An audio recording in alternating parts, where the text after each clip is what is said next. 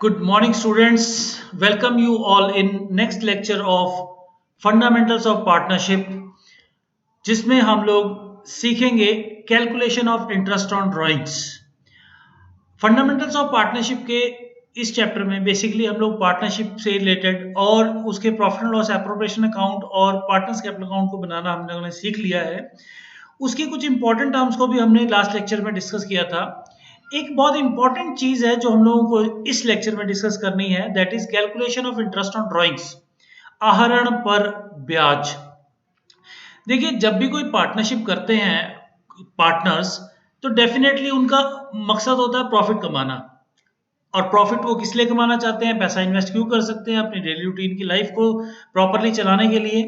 तो होता ये है कि जब वो बिजनेस कर रहे हैं तो प्रॉफिट तो साल के लास्ट में कैलकुलेट होगा, और कितना प्रॉफिट हुआ है और कितना अर्निंग हुई है that they will calculate at the end of the financial year. So उस सिचुएशन में वो अपने रूटीन के यूज के लिए, अपने पर्सनल यूज के लिए, अपनी फैमिली को for the sake of bread and butter या किसी और भी चीज के लिए पार्टनर्स फर्म में से कुछ पैसा विड्रॉ करते हैं for personal use. That is known as drawings, ये हम सब जानते हैं। अब क्योंकि उन्होंने जो हमको पैसा फर्म के लिए दिया है, तो उसके ऊपर वो इंटरेस्ट ऑन कैपिटल चार्ज करते हैं। तो डेफिनेटली अगर वो पर्सनल यूज के लिए कुछ पैसा लेते हैं तो उस सिचुएशन में फर्म का भी राइट है कि वो उसके ऊपर इंटरेस्ट ऑन ड्राइंग चार्ज करें। तो डेफिनेटली जितना भी वो इंटरेस्ट ऑन ड्राइंग जितना भी वो ड्राइंग विड्रॉ करेंगे उसके ऊपर उनको इंटरेस्ट ऑन ड्राइंग पे करना पड़ेगा। जितने भी पार्टनर्स हैं वो इंटरेस्ट ऑन ड्राइंग पे करेंगे, एक फिक्स रेट जो भी पार्टनरशिप डीड के अंदर लिखा हुआ होगा। अगर पार्टनरशिप डीड में अगर कोई इंटरेस्ट ऑन ड्राइंग के बारे में कोई जिक्र नहीं है तो डेफिनेटली हम लोग इंटरेस्ट ऑन ड्राइंग चार्ज नहीं करेंगे। बट इन केस अगर कोई पार्टनरशिप का interest on drawing partnership deed में लिखा हुआ है तो हम उस इंटरेस्ट को चार्ज करेंगे। तो वो जो ड्राइंग है उसके ऊपर इंटरेस्ट कैसे चार्ज करेंगे वो हम इस वीडियो में सीखेंगे। तो जो ड्राइंग है वो कई तरीके से विड्रॉ की जा सकती है। मान लीजिए जो ड्राइंग है वो पैसा किसी एक फिक्स टाइम पे या फिक्स अमाउंट पे नहीं निकाला गया है, ड्यूरिंग द ईयर कभी भी निकाल लिया गया है और अनइक्वल अमाउंट निकाला है।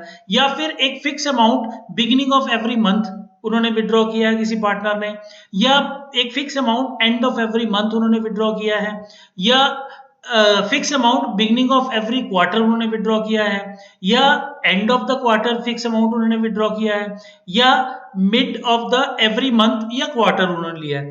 इन 6 केसेस में हम लोग कैलकुलेट करेंगे कि इंटरेस्ट ऑन ड्राइंग कितना बनेगा और उनसे कितना चार्ज किया जाएगा। तो हम लोग सीरियल वाइज समझने की कोशिश करते हैं। जो पहला जो हम लोग मेथड समझेंगे वो सिचुएशन है जब एक अनइक्वल अमाउंट और अनइक्वल इंटरवल ऑफ टाइम पे विड्रॉ किया गया है। तब उस सिचुएशन में इंटरेस्ट कैसे निकालेंगे, उसके हमारे पास बेसिकली 2 मेथड्स हैं। उन 2 मेथड से हम लोग कैलकुलेट करना सीखेंगे कि इंटरेस्ट ऑन ड्राइंग जो है वो किस तरीके से कैलकुलेट होगा। तो पहला जो मेथड है उसको हम बोलते हैं simple method, simple calculation method. एक यहाँ पे इलस्ट्रेशन दी है कि the if the amount withdrawn were 12,000 on June 1 2016, मतलब 2016 rupees 8,000, and on 1st August 2016 then rupees 3,000 on September 30 2016, and 7,000 on November 30 2016, and rupees 6,000 on January 31st of 2017। अब इस case में इसके ऊपर हम लोगों को इंटरेस्ट कैलकुलेट करना है। ये सिंपल मेथड है जो हम लोग 6th 7th 8th में सीखते हुए आए हैं। 12,000 रुपीज उसने 1 जून को निकाला है, उसके हिसाब से उसने 10 महीने उसको यूटिलाइज किया है पैसे को। तो 12,000 इंटू 10 इंटू 9/100 इंटू 10/12, 10 मंथ का इंटरेस्ट है आउट ऑफ 1 ईयर यानी कि 12 मंथ। तो उसको हमारा 900 आ गया। जो सेकंड अमाउंट उसने 8,000 विड्रॉ किया है 31 अगस्त को, उसके ऊपर 7 महीने बनते हैं। 7 महीने के हिसाब से उसने ये रेट ऑफ इंटरेस्ट कैलकुलेट कर दिया।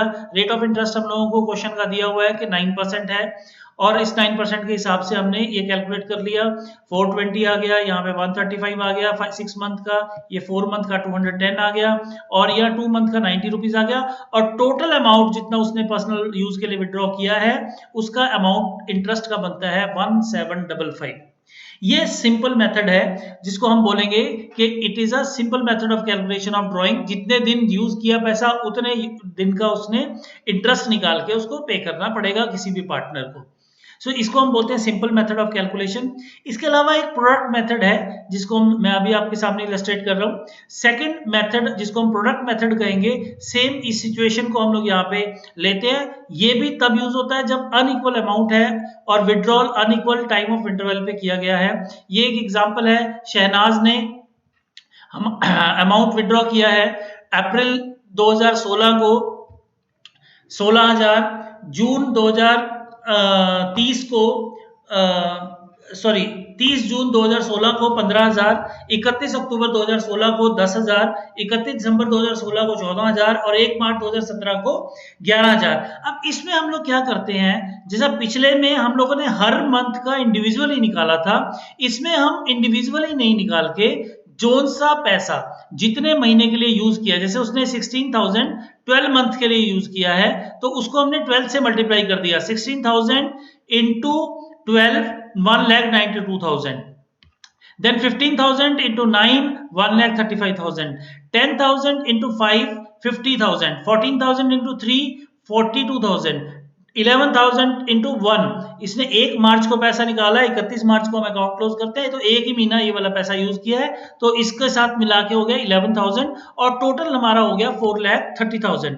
जब हम प्रोडक्ट मेथड यूज करते हैं तो हम सिंपली इस अमाउंट को एक महीने का रेट ऑफ इंटरेस्ट हम लोगों को यहाँ पे दिया हुआ है 7%, हम इस अमाउंट को 1 मंथ के हिसाब से कैलकुलेट करते हैं।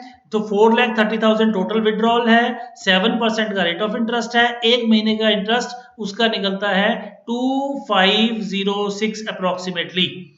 So this is the second method in which amount is calculated with the help of product method.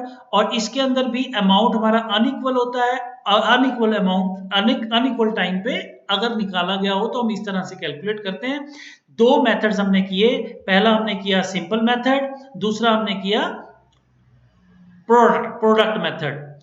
Then अगर यही विड्रॉल फॉर एग्जाम्पल कोई पार्टनर है और उसको हर मंथ अपने घर के खर्चे के लिए पैसे की जरूरत पड़ती है और वो फिक्स अमाउंट हर मंथ निकालता है। लेट्स सी, एक एग्जांपल है, equal amount withdrawn at the beginning of each month, हर महीने की 1 तारीख को वो निकाल लेता है। यहाँ पे एक एग्जांपल दिया हुआ है, डेफिनेटली ये आपकी जो हम लोग क्लासरूम में यूज करते हैं एनसीईआरटी बुक, उसी में से ये एग्जांपल लिया गया है, आपकी बुक में ये अवेलेबल है, आप इसको देखें। आशीष ने 10,000 रुपए पर मंथ विड्रॉ किए हैं पर पर्सनल यूज और beginning of every month, first date of every month उसने इसको विड्रॉ किया है और रेट ऑफ इंटरेस्ट जो है वो हमारा 8% है। यहाँ पे हमें रेट ऑफ इंटरेस्ट दिया हुआ है 8%। तो उस सिचुएशन में हम इसको कैसे कैलकुलेट करेंगे, जब भी beginning of the month calculate करते हैं तो हम ये देखेंगे कि सबसे ज्यादा उसने कितने महीने यूज किया है। उसने सबसे ज्यादा, जैसे जो उसने 1 अप्रैल को यूज किया निकाला है पैसा, वो उसने 12 महीने तक यूज किया है और जो लास्ट इंस्टॉलमेंट निकाली है वो उसके ऊपर उसने 1 मंथ का इंटरेस्ट दिया होगा जो 1 मार्च को निकाली होगी।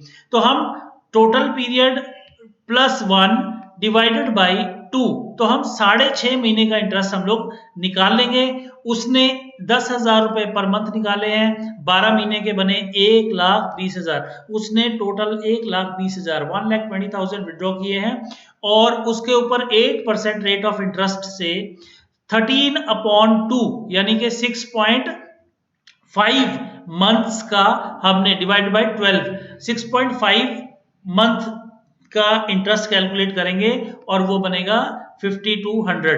देखो अगर हम उसको अलग अलग से एक एक करके करेंगे तो पहले 10,000 के ऊपर उसने 12 महीने का इंटरेस्ट चार्ज होगा उसके ऊपर।